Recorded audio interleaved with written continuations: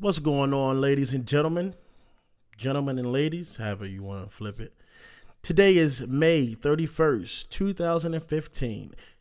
It's 2 o'clock in the morning. This is when I'm recording this. And this is the Hey Ollie Show. The first official episode. Yeah. What's special? This is a special episode. One, because it's the first, of course. But two, it's going to be special because of the topic for the Ollie rant that I decided to go with. And I decided to go with the rant about 2 or 3 weeks ago. But as I'm researching the rant about 2 or 3 days ago, I realized that today was the day that this event took place for the Ollie rant. And I'll get more into that. Well, I won't get more into it. I'll get into it at the end of the show. It's a very important event that I wish we were taught years ago. But it's 94 years old to this day. So some of you may know about it. Some of you may not know about it. Some of you might not believe it. But I will tell you. On to the next. The show is the show. The website is up. Go check out the website.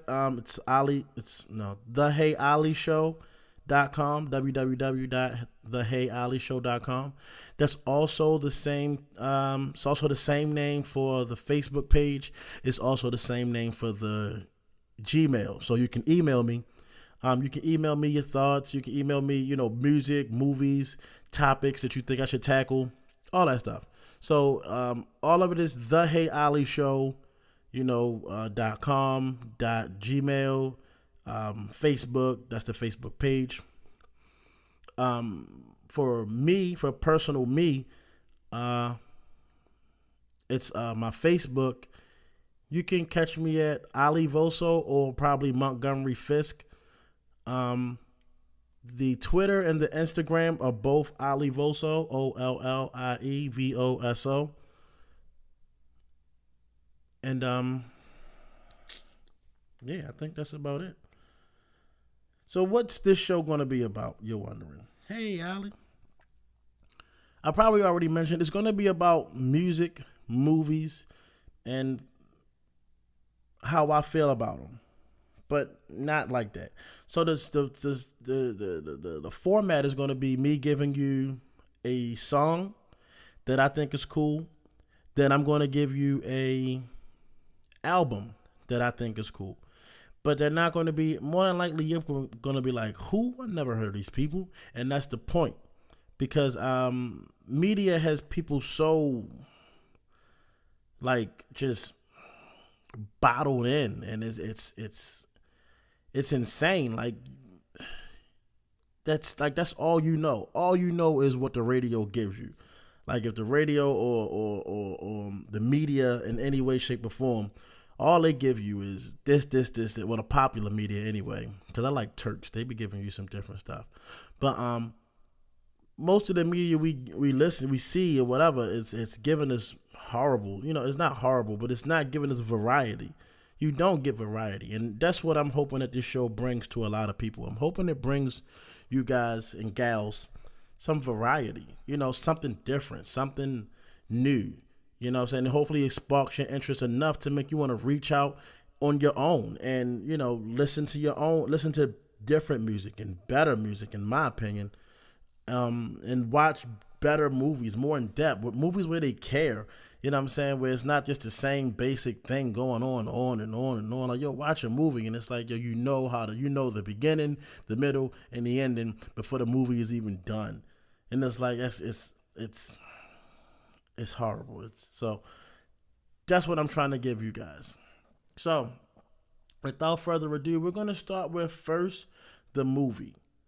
The movie I picked this week, I found it on Amazon, Amazon Video, Amazon Prime, whatever.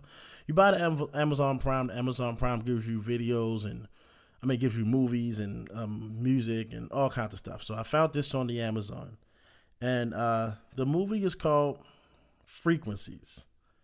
Frequencies. Frequencies. It came out in 2013. It's a mystery, romance, sci-fi movie. The main actors are Daniel Fraser, Eleanor Wilde, and Owen Pugh.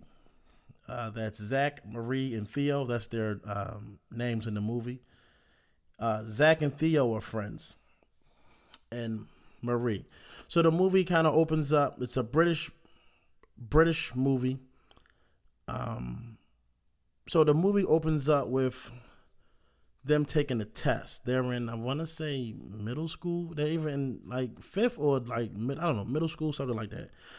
And this test tells them their frequencies.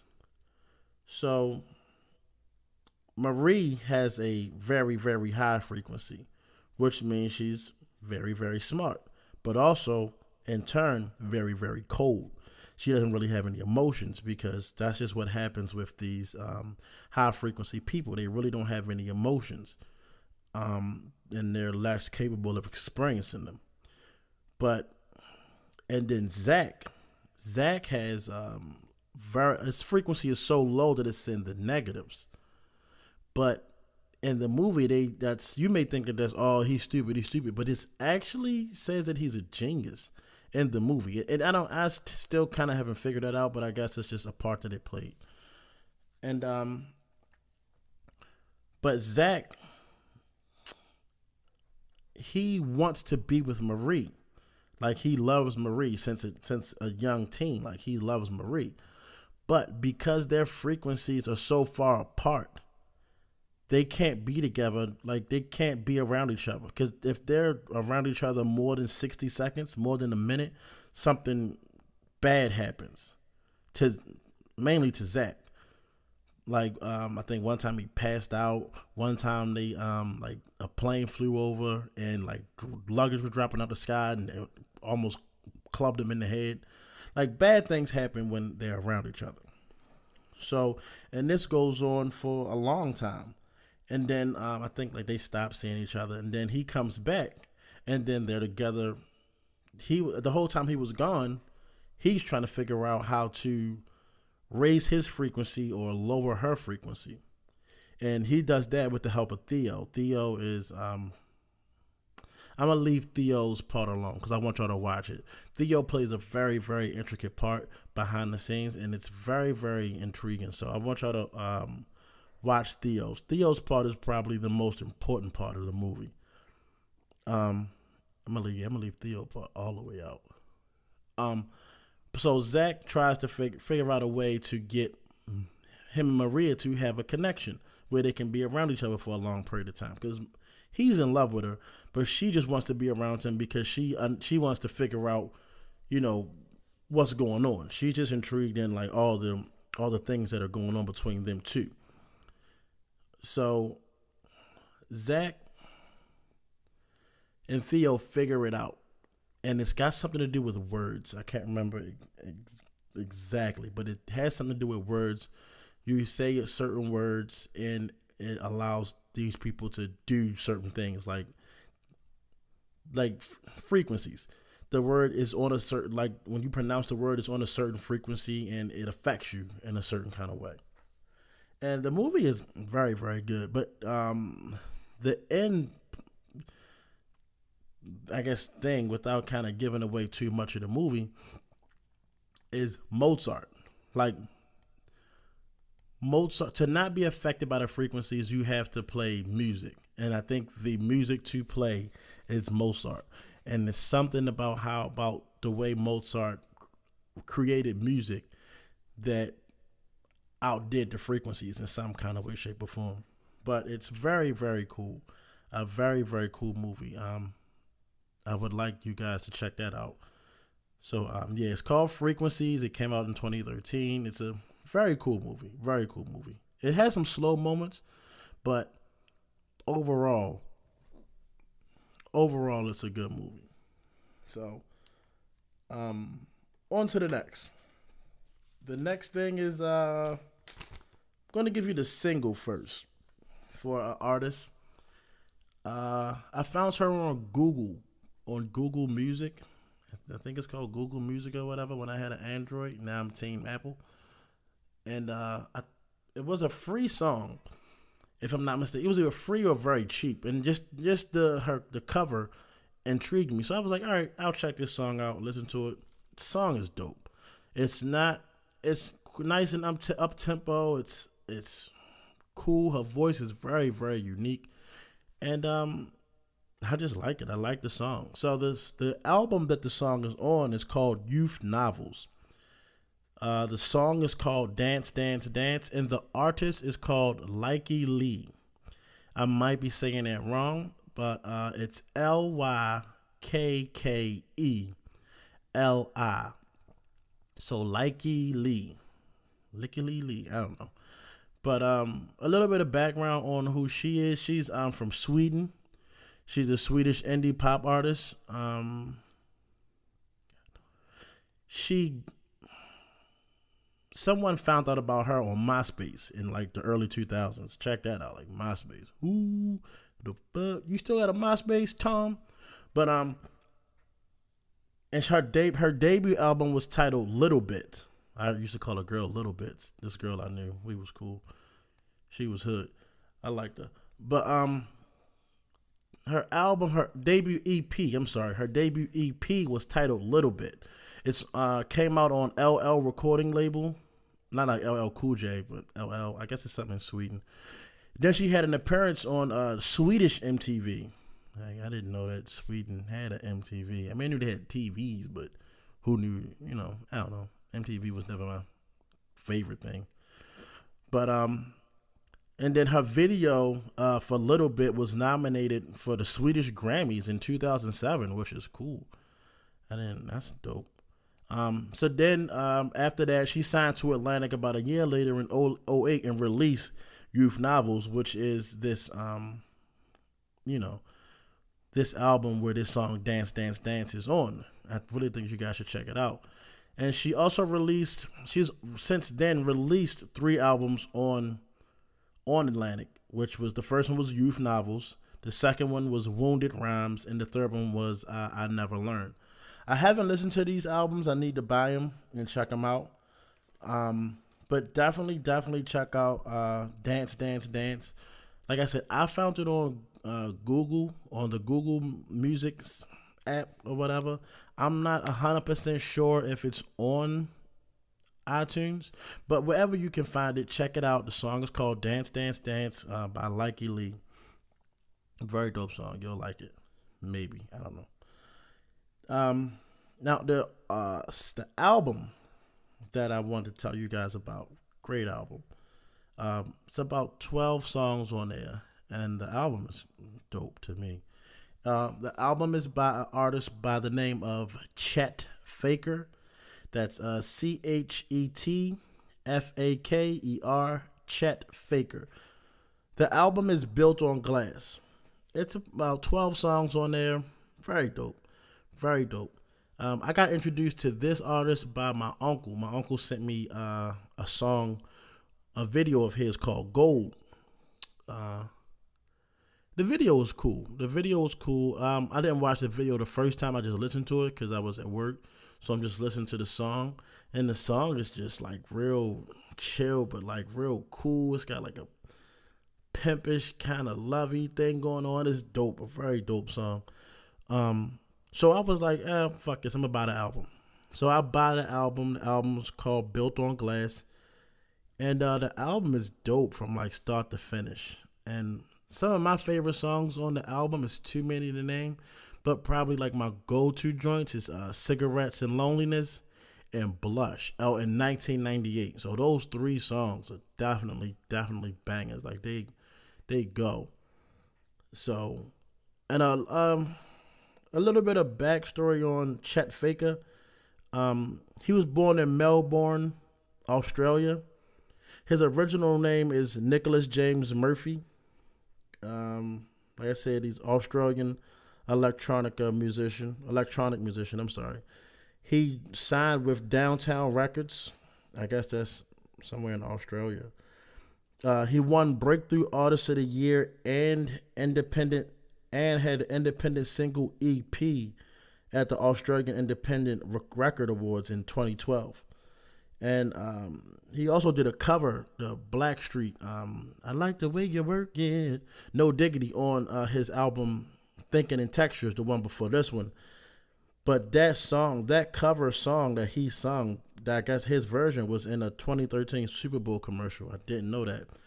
And I probably heard it, but I didn't know of him at the time. I found out about him this year.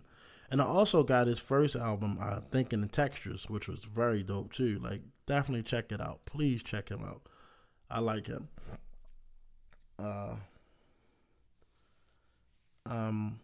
What other topics do we have? Oh yeah, the NBA Finals. That's one reason why I waited too. To do this show. It's the NBA Finals are finally, we know who's going to play. I'm going to get a lot of flack for this, but I'm not the biggest LeBron James fan. I'm not. And it's not, can he play? Yeah, he can. But it's just not, I don't know. I'm just not a fan of his. So, of course, I'm rooting for the Warriors because I don't know if I can say they're the underdog. I mean, they were the best team in the league, bar none. When you put stat for stat, the number one on every category in offense and almost every category on defense. They've been healthy. They are healthy, and that's one reason why they were very good this year. I feel bad for Mark Jackson, though, because Mark had the team.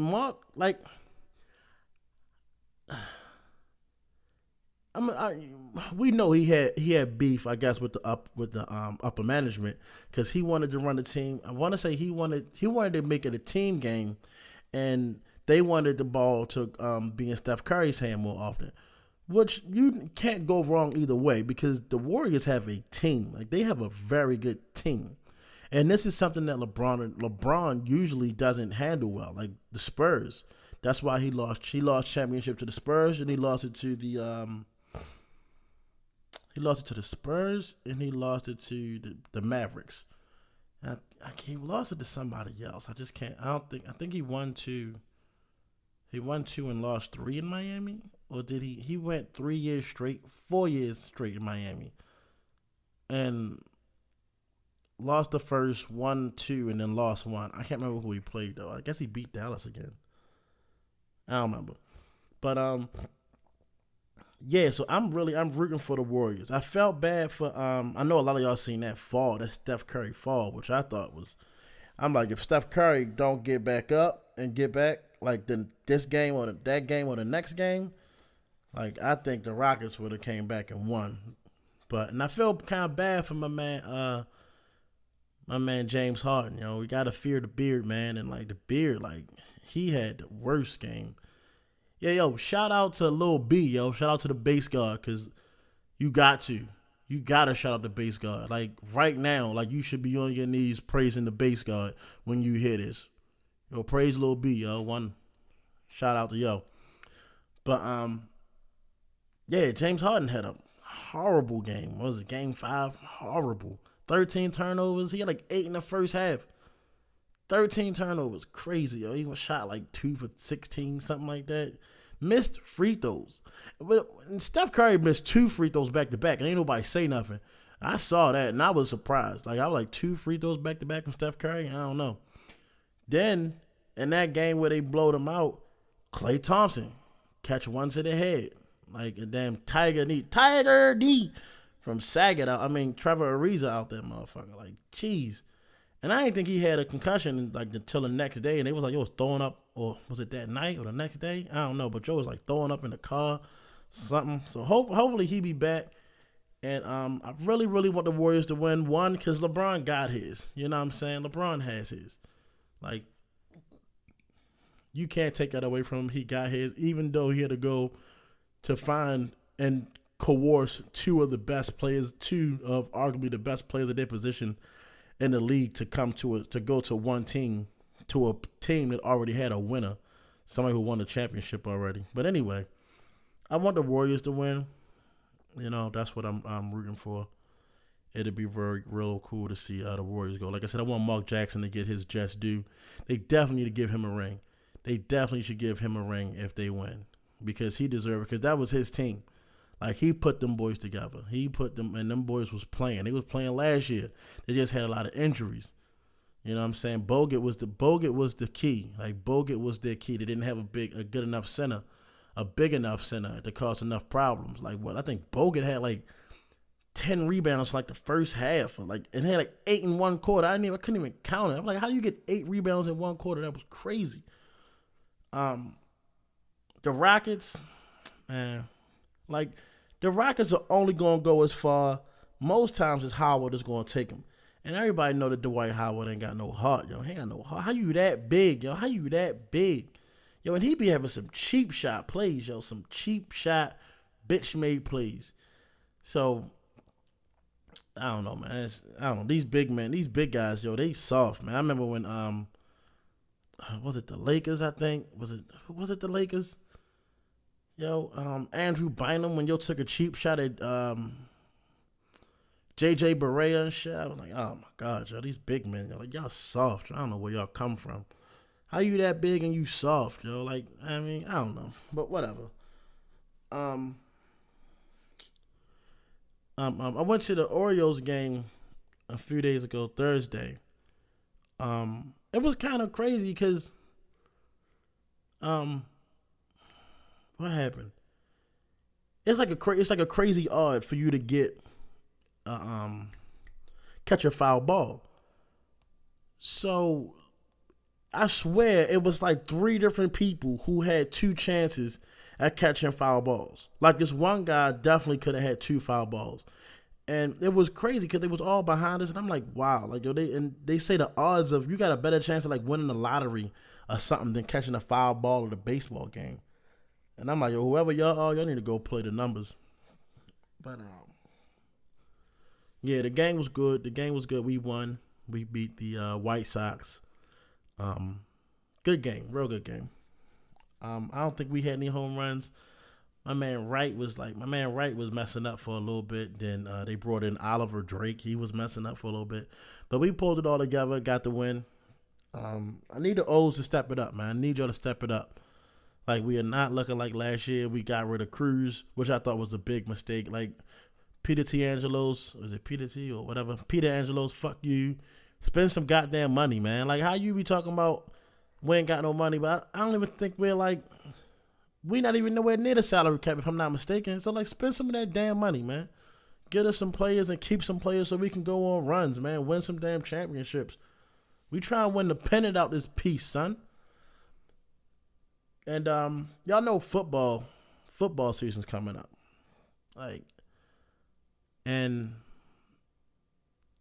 my Ravens, baby, like, let's go Ravens, yo. Let's go Ravens. Like, I need my Ravens to do it this year. Like, we was there last year. And if it wasn't for the Patriots doing some, I'm not mad at the one trick play, like the pass play. I'm not mad at that. I ain't mad at that. You know what I mean? But I don't think that play happens if they don't do that other bullshit that they did, which was some snake shit. And I don't even blame New England all the way. I blame the refs, which probably should blame New England because New England is known for cheating. Which is, yikes. Like, I feel like Brady and them should have got more for Deflategate. I really do, because this is their second time. They're cheating. Like, and you're talking about integrity of the game. Like, you can't hit these people for, like, beating their women and, you know what I'm saying, and not going to say little, but stuff like that. That's not really a part of the game. That's not game stuff. You know what I'm saying? It's not game stuff.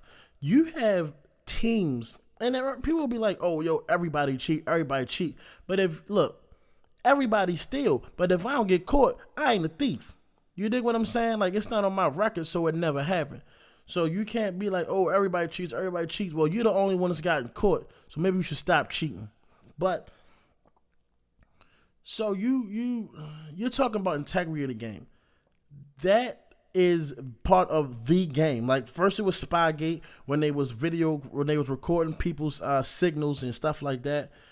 So that was one thing. And then after they got caught with that at the Spygate, they ain't win no Super Bowl.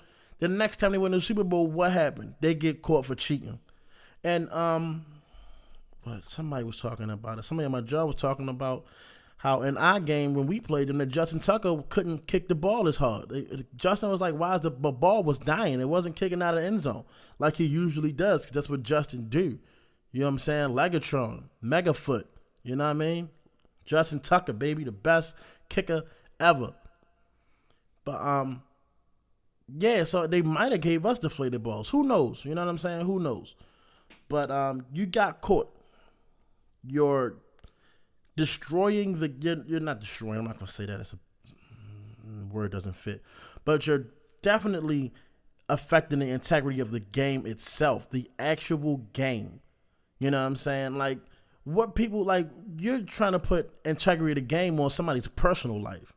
You know what I'm saying? Now, unless you're doing something that's on the field that affects what's going on the field, like, I don't really think it's messing with the shield or whatever like that. It can't, I mean, whatever. You're an NFL player. All right, whatever. Cool. But for him, and now he's appealing it, which they might have some grounds for it. Like, you know, but, like, I don't know. It's a lot of stuff. I think they should have got more. I think he should have tried to give him, like, half a season, 10 games, because he's lying. Because he's lying at some point. At some point, he's lying somewhere. But who knows? And then I'm not even gonna get into the Super Bowl. Like, this probably wouldn't be that big of a deal if they lost the Super Bowl. I'm gonna just say you run the ball with Marshawn Lynch, and that's it with that. Trying to think of what else I can go into before I get into my rant. That might have sounded like a rant, but it definitely wasn't.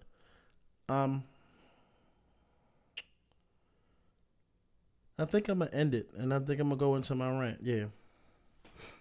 So, like I said, today is May 31st, 2015. And but 94 years ago to the day, in, was it Greenwood? Yeah, the Tulsa Greenwood District in Tulsa, Oklahoma.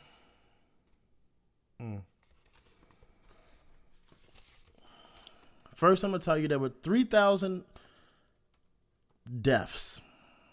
I don't know how accurate the number is. I'm not sure if it's less or more. I seen somewhere where somebody was like between 15 and 2,000, and then I seen 3,000. 3,000 people dead. It started today, 94 years ago. 600 businesses were lost.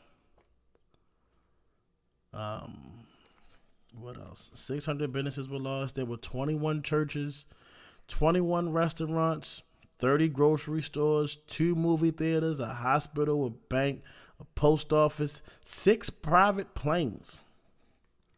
6. And at this time in Tulsa, there were only 2 airports. 6 private planes.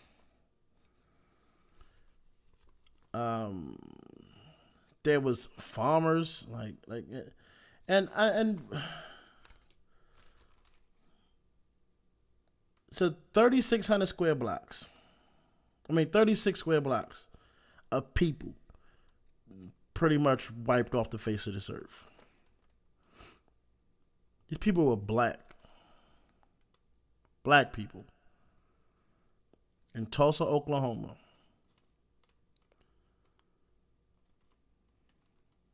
Black Wall Street. Today is the 94th anniversary, which is not usually an anniversary is something you celebrate, but it's the 94th year that the Ku Klux Klan and officials, like Oklahoma State ranking officers, destroyed this black community.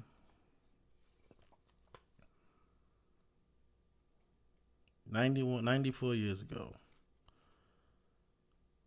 A lot of them say it was. Some people say it was because of the jealousy. Because after World War One, when people were coming home, black and white, the black people came home to Tulsa, and their community was thriving, doing good, doing much better than the white community, much better than the white community. And like I forget, I don't know. I know it. I didn't get the names. I didn't write the names down. But apparently, like of course, like I said, they were jealous. So, a shoe shine boy or shoe shine man, black man, they tried to say that he molested or tried to rape this lady in an elevator. So that got around, and then another guy, I want to say he was a Marine, and I think they was trying to protect this guy.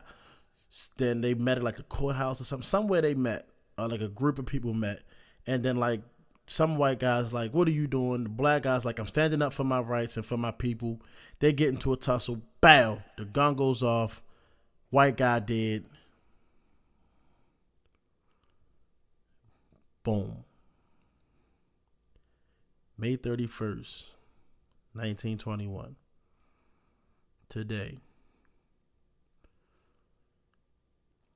And what's fucked up more is like, you don't hear about this. Like, you didn't hear about this at all. Like, in school, you didn't hear about this. Like, this was a great place for black people. Like, it was almost like it was Negro Town. Like Key and Peele skit. It was Negro Town. And like this place, like a dollar circulated in this place 36 to 100 times before it left. And a dollar might not even leave this town for a year. But now, and this study was, I think, done in 1997, they said it takes a dollar 15 minutes to leave the black community now. 15 minutes. We used to be, in that community, they were keeping a dollar for like a year before it left the community. This was the largest massacre of non-military Americans in our history, but they tried to wipe the slate clean. They destroyed so much shit. I want to, what was it? It was like one block left. It's only one block left. Where is it? Bodies. I don't want to read that chat. Jealousy, World War One, Tulsa Riot Reform. Yeah, in 1997, the Tulsa Riot Commission was formed in 1997 to, go over this and do the research on it and figure out, what really happened. Because at that time, Oklahoma was supposed to be a black and Indian state. Like, blacks and Indians were supposed to be able to live there. Like they said, some of them were getting their 40 acres and a mule. Like if you were black and married into the Indian family, like you were able to get your 40 acres and a mule kind of deal, quote unquote. I thought I had more written down. I wrote down a lot of notes. I needed a little more order. But yeah, like this place was like they were just, black people were thriving on such a great scale. Like such a great scale. And the Gap Band is from Tulsa. That's why they got their name, the Gap Band.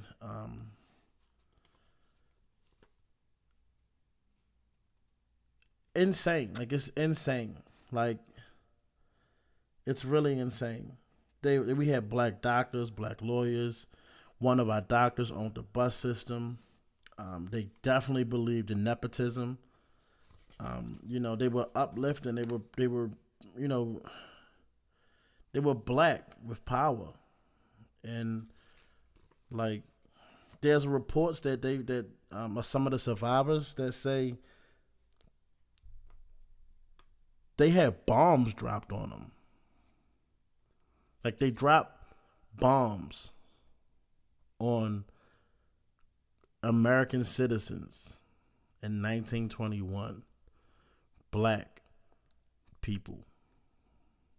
Like, think about that. Like, they were killing us. What was going on then is still going on now. It wasn't as bad. It was worse then because they wiped out a whole town, 36 square blocks. Like 36 square blocks where 15,000 African Americans lived, 600 different businesses. They wiped that shit out. It was one block left. It's one block left from that destruction.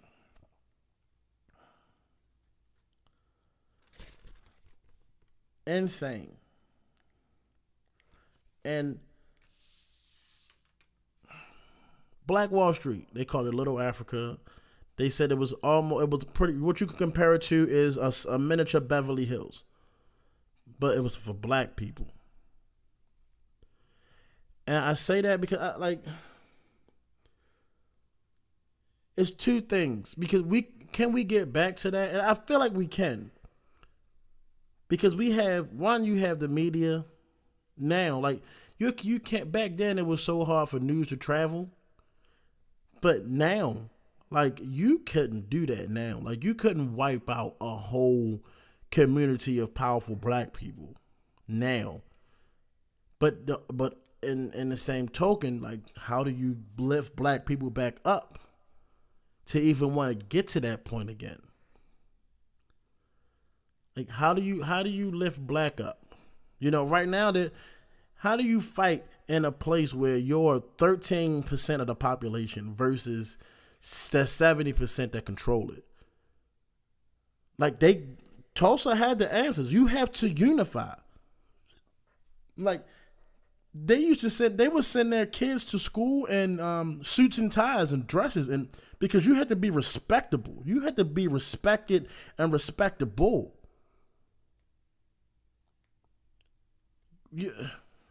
You go to school now. Send your kid to school now in one of these schools where they don't have uniforms and a suit and tie. It can go two ways. You either gonna get talked about, or you the cool, or you get left alone. But it's definitely not like the norm.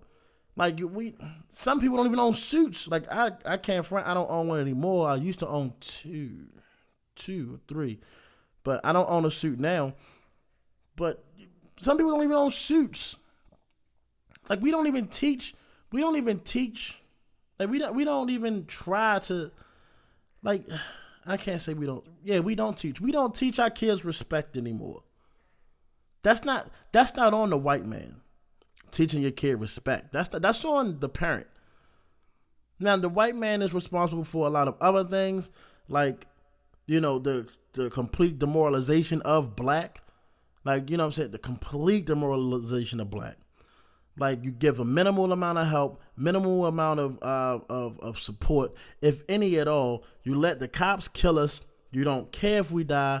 I mean, in return, kind of we don't care if we die. But that's something that I feel like the white man instilled in us, to not care if we die, because we don't even care about each other.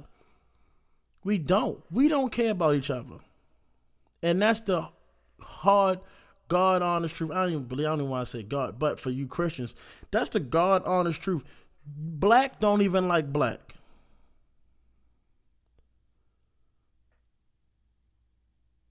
Like what?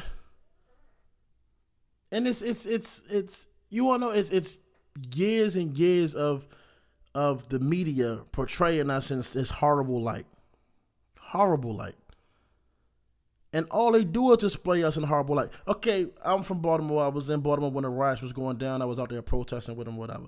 So when the riots were going down, if I'm not mistaken, there was a riot in California, but that shit didn't see the light of day because it was all white people. They were rioting because of a surfing event that went awry or something like that. And this wasn't the first time. That was like the third time in like 5 years. Like, I think they were talking about canceling that event because they were rioting. I mean, I don't know the extent, but I seen a couple of videos where they was breaking windows, flipping over cars. Shit, they rioted when the Boston Bruins won the Stanley Cup, screaming USA USA when they half the fucking Bruins team was like Russian or some shit like that. So like when Kentucky lost, they rioted, flipping over cars and shit like that. But that shit is seen as, brushed under the rug. It's not really that important. But when black people riot, black people that are going through hell and shit all their fucking lives, when they decide to stand up for themselves, they animals and they're thugs and shit like that. Shit in Waco, was it Waco or Texas? Was it Waco, Texas? God damn it, I can't think of it. You know what I'm talking about? In Texas, when they pretty much slaughtered people. Like, they would not slaughter, but it was like what the biker gangs. That shit barely broke. That shit barely broke news. You'd be hard pressed to find news on that. But they was talking about oh my God, Baltimore riot was all day long. CNN was treating that shit like it was the Ebola virus. Back to Black Wall Street. Can we get back to that? Can we? Like, we have enough black people in power. We do. That I don't know what the rules are now, but I don't know the laws and everything like that, but we could create banks. Somebody should be looking to create banks, looking to create black libraries, looking to create, black things, all black. But it's so hard for black to even support that. Like when FUBU came out, like, you was a clown for rocking FUBU. So you was a clown for supporting black. Like, what black name? Like, shit, Jordan don't even own Jordan. That's Phil Knight. So the closest thing to black that I can think of at the top of my head, as far as apparel that you could wear, is Jordan. But he's not even all the way. His is not even all the way black because a white man owns his. Like, what can we do? Can we get back? Can we become better? Like, look up Black Wall Street, man. Like, look at the death and destruction. Yo, they was throwing people in the rivers, dead bodies, throwing them in the rivers, throwing them in fucking coal mines. Like, we're in somewhere in Tulsa, right now, right around there, where's the Sears parking lot. It's probably bodies under there. A lot of bodies, a lot of black bodies. Like,